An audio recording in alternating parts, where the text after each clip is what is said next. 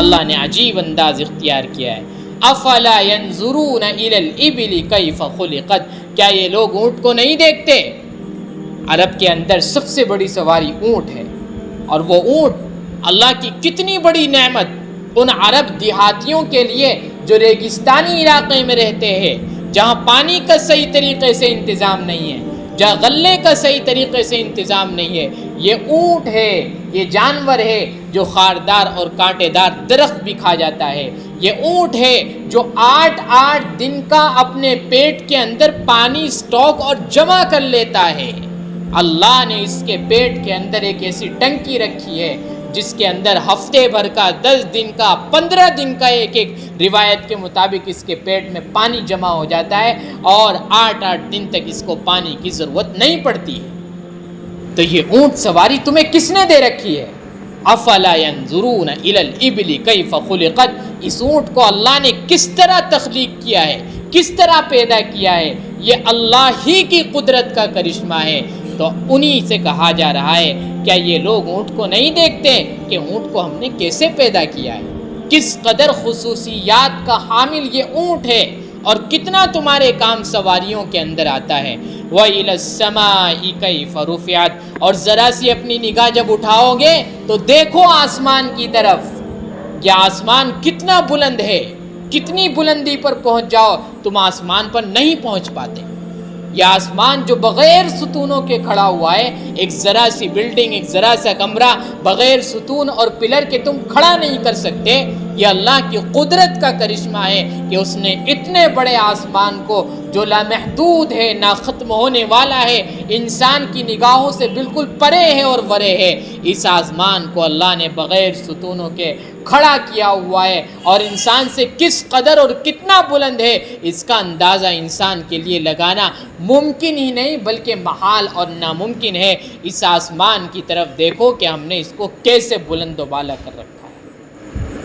پھر اللہ دوسری طرف متوجہ کر رہا ہے، وَإِلَى الْجِبَالِ كَيْفَ نُصِبَتْ، اور ذرا سی آسمان سے نگاہ نیچے جب تم کرتے ہو تو تمہاری نگاہ پہاڑ پر پڑتی ہے.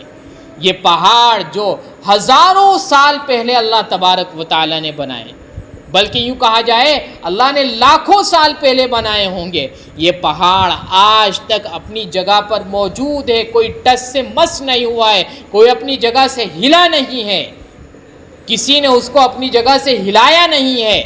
یہ کس کی قدرت کا کرشمہ ہے؟ دنیا کے اندر بے شمار جگہ ایسی ہے کہ ہزاروں کلومیٹر پہاڑوں پر محیط ہے.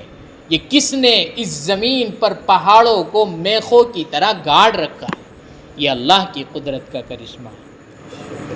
وَإِلَى الْأَرْضِ كَيْفَ سُطِحَتْ، اب ذرا سی ان پہاڑوں سے نیچے اپنی نگاہ ڈالتے ہو تو تمہیں زمین دکھتی ہے، اور یہ زمین جس کے نیچے پانی تھا، یہ اللہ کا عرش روایتوں میں آتا ہے اس دنیا کے پیدا کرنے سے پہلے اللہ کا عرش پانی پر تھا. اللہ نے دنیا کو بنایا اور اسی پانی پر اللہ نے زمین کو بچھا دیا. زمین ہچکولے کھانے لگی، اللہ نے زمین کو روکنے کے لیے پہاڑ کو پیدا کر دیا. تو یہ زمین جو تمہیں غلہ دیتی ہے، جو تمہیں چارہ دیتی ہے، جو تمہیں طرح طرح کے پھل دیتی ہے، طرح طرح کی سبزیاں دیتی ہے، یہی زمین تمہارے لیے پھل اگاتی ہے. یہ زمین تمہارے فائدے کے لیے بہت ساری چیز پیدا کرتی ہے، اور اسی زمین سے تم پانی کو نکالتے ہو، اسی زمین سے اپنی کھیتیوں کو سیراب کرتے ہو، اسی زمین سے اپنی ضروریات کو پورا کرتے ہو. تو یہ بتاؤ یہ تمام کی تمام چیزیں کس بات کی علامت ہے؟ یہ تمام کی تمام چیزیں کس کی قدرت کا کرشمہ ہے؟